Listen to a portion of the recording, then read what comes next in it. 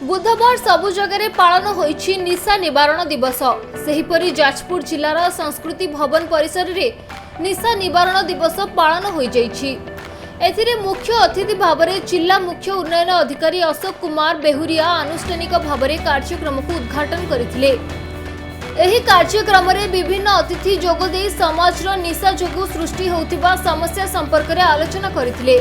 एही अवसर में प्रत्येक छात्र छात्री और युव समाज को अनेक शिक्षणीय वार्ता प्रदान करथिले। आज अंतर्जातीय निशा निवारण दिवस जिला प्रशासन जाजपुर को आनुकूल्य पालन हो जाइए। आमर सकाळु जनसचेतनता गोटे पदयात्रा होता एवं समस्त छात्र छात्री स्कूल कॉलेज पिला माने अंशग्रहण करते जमी आगामी दिन में युवपीढ़ी निशा कबल निजक मुक्त करें गोटे सुस्थ समाज गठन में जो गुरु दायित्व रही कर्मशाला भी आयोजित होती समस्त मान्यगण्य अतिथि मैंने योगदान करी युव समाज को केमिति निशा मुक्त रही सहयोग कामना करथिले।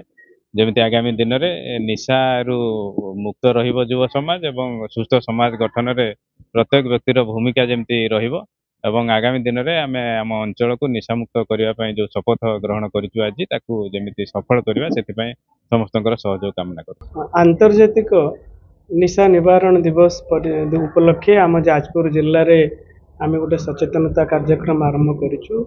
आमर पिला मानक विशेष करी सचेतन करा जाउछ। गोटे रैली बाहरी थिला सकाळे ता सहित विभिन्न वर्गर लोकन को शामिल करी किपरि निशार कुप्रभाव रे आम समाज कबलित न होबो ता उपरे जनसचेतनता आवश्यक रही। आपण मानकर समस्त सहयोग मध्य रही। आपण जरिया रे मु समस्त को निवेदन करी जे निशामुक्त समाज गठन करबा हमर एक लक्ष्य रहबा उचित। एई दिगरे समस्त आमे काम करबा प्रयास करबा निहायत भाव आवश्यक अछि। हां एहर रैली करा जायतिला। एबे हमर गोटे साधारण सभा आयोजन मध्य करा जायछि।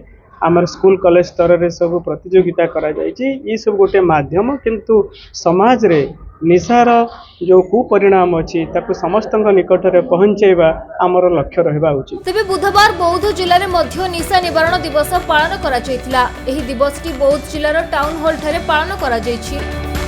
उक्त कार्यक्रम में जिला स्वास्थ्य अधिकारी डॉक्टर जयकृष्ण मिश्र, दुर्योधन विसी, उपखंड सामाजिक सुरक्षा अधिकारी आदि कर्मकर्ता उपस्थित थिले। एही अवसर में उक्त कार्यक्रम में अंशग्रहण करिथिबा समस्त व्यक्ति निशा निवारण और एहार अपव्यवहार रोकिबा पई शपथ पाठ करथिले। आज जो आंतर्जातिक निशा निवारण एवं निशा चालान विरोध दिवस जो पालन करा होछि हमर जिला स्तर रे तो से अवसर में समस्त जिलावासी एवं विश्वासी शुभेच्छा ज्ञापन करुच्ची। किंतु आम जो समाज में बर्तमान देखुचु जो भाव में धीरे धीरे धीरे निशार जो चेर लंबिबार लगी मुख्यतः भाव में युवक मैंने बेसी अनुप्राणित हो निशा सेवन करने तेणु से चिंताजनक विषय। तेणु आमको समस्त चेष्टा करा पड़े कि भाव में युवक मैंने निवृत्त रहे प्रत्येक परिवार रे प्रत्येक एवं छोट स्कूल स्तर आम पिला बताया पड़ो निशा निवारण जो क्षतिकारक क्षति हो निशा सेवन कर मृत्युवरण कर नष्ट हो जाउछि से विषय सूचना सृष्टि करने आवश्यकता रही। तेणु धन्यवाद देवा जिला प्रशासन तरफ जो कार्यक्रम कराई एक्साइज डिपार्टमेंट एवं डिस्ट्रिक्ट सोशल सिक्यूरिटी ऑफिस तरफ जो कार्यक्रम कराई माने स्वागत पदक्षेप। तेणु एभली भाव में आम खाली सभा समिति कले हम ना प्रत्येक विद्यालय महाविद्यालय जावाक पड़ो। प्रत्येक विद्यालय महाविद्यालय जाई से बताया पड़े प्रकृत निशा सेवन द्वारा कि भाव में तुम निजर क्षति होगा संगे समाज क्षति। आज आम निशा को खाऊँ काली निशा आमको खाइब ये जिनसा बताया पड़े से बतले जाने निजक निवृत्त रही पारे तार क्षति समय बताया पड़ो।